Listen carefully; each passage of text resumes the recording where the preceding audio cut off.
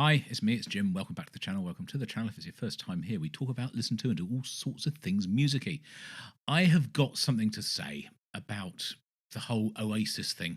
Now, if you're not in the UK, you might not know what's going on here. But Oasis, you know, that band from the 90s that were huge and a lot of people loved very, very much. They got back together, or they've announced they're getting back together to do a tour next year, just in the UK and Ireland. So no international dates as far as I know. Um,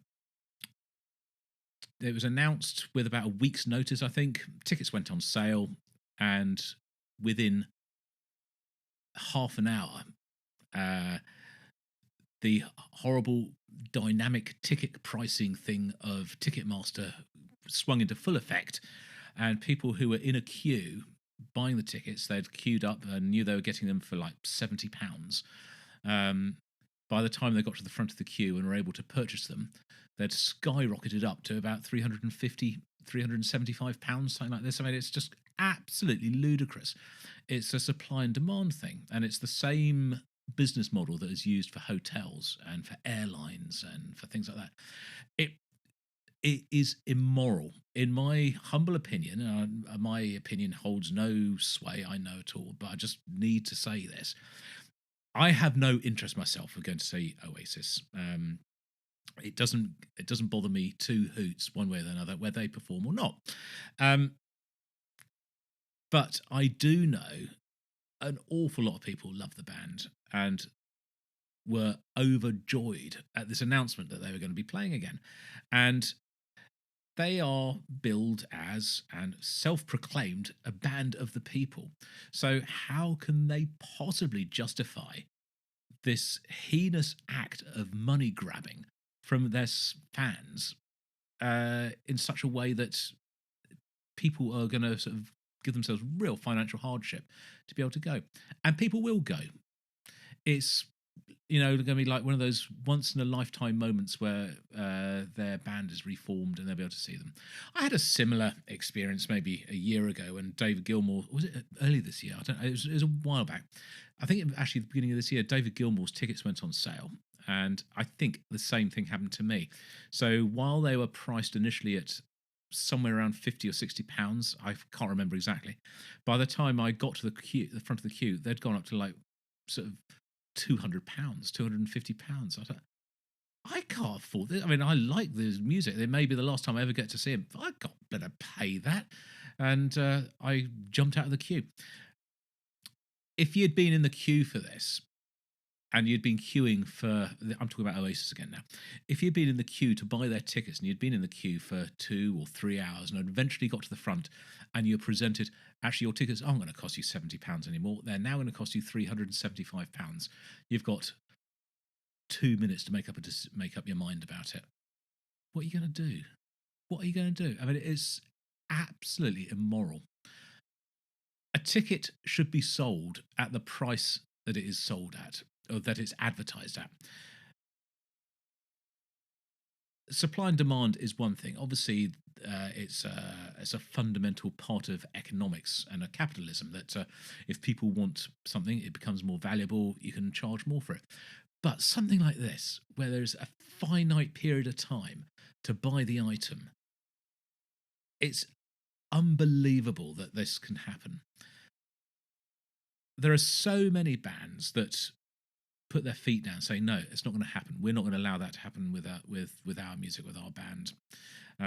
Famously, I know Paul Heaton from Beautiful South is absolutely adamant that Ticketmaster will not use this unscrupulous method for selling tickets to their gigs. The Cure, I'm aware, had they found out it was happening, they absolutely made Ticketmaster stand down in it, and I think refund money back to their punters. Oasis themselves, the Brothers Grimm, have I've got to find this thing on here. They've hit out, apparently. Where is it? Find this story. Oasis hit out at Ticketmaster's dynamic pricing after backlash. Only because of the backlash. Oasis, I'm going to read this to you. This is from the BBC website.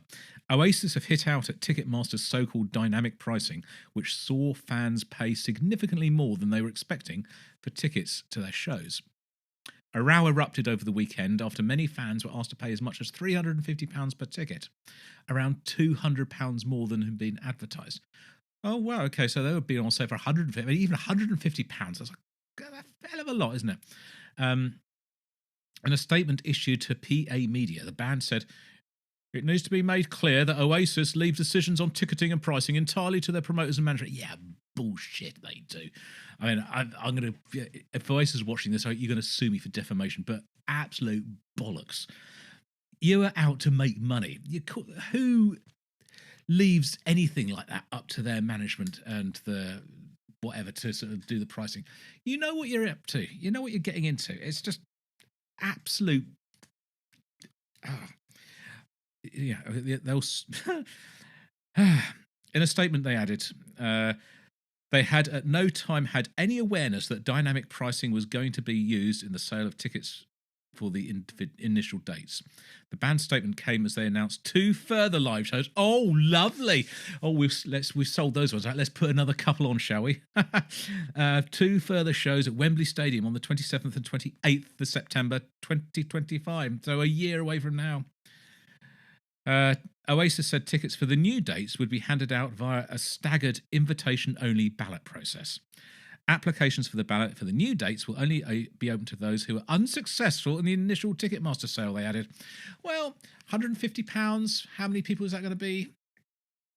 75,000, 70,000 perhaps? What's Wembley? Let's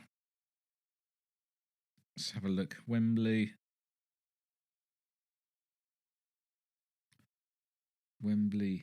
capacity. Concert capacity. 90,000. 90,000. Okay. 90,000 times 150. That's only £13.5 million. One date. 27 million for 2 more dates. Because they didn't quite get enough, for those first ones. It's... Oh, I don't care. I'm not going to see them. I don't want to see them. But is this not just the most ruthlessly cynical, money-grabbing policy ploy that there is? Taking advantage of the fans, taking advantage of people who love your music.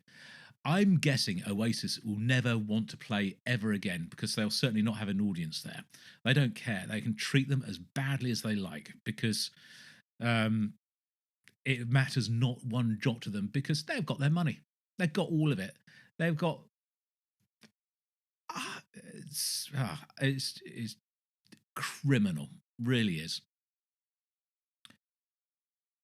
I'm very happy to go and see the bands that I like for 25 quid, for 30 quid, sometimes 70 quid, depending on how big the band is. But it's just these huge stadium gigs and the Ticketmaster dynamic pricing policy that is used is fundamentally wrong. It is just not good. It's not good for anybody apart from the short-term gain of a few people wanting to make some money. And that's no way to build culture, to build a sustainable business, and to build a relationship with your fans. It's just wrong. It's wrong. It's wrong. There we go. Rant over.